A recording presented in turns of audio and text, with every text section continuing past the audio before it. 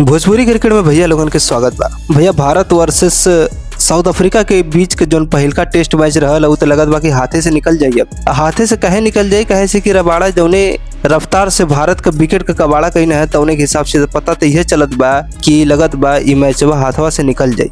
हाथवा से निकलने वाली बात यहाँ से बा कि केएल राहुल अच्छा खेलना है, लेकिन भारत पहल की पारी में 245 रन तो बना पहले, लेकिन जब भारत का गेंदबाजी आयल तो केहू खास अपन रंग ना दिखा पहले।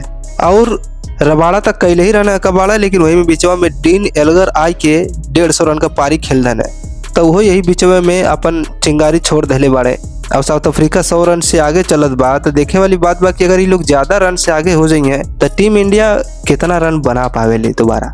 हाँ, या तो ये मैच के ठुकाई कई के मैच के ड्रा कर दे इंडिया, यह चाहिए। लेकिन कि दूसर के पारी में जब इंडिया बैटिंग करे आई तो पिच वैसा ना रही जैसन कि पहले दिन रहे, पिच हो जाई खदड़ा है। खदड़ाइल पिच पे तो बैटिंग खेल तो मुश्किल हो जाला।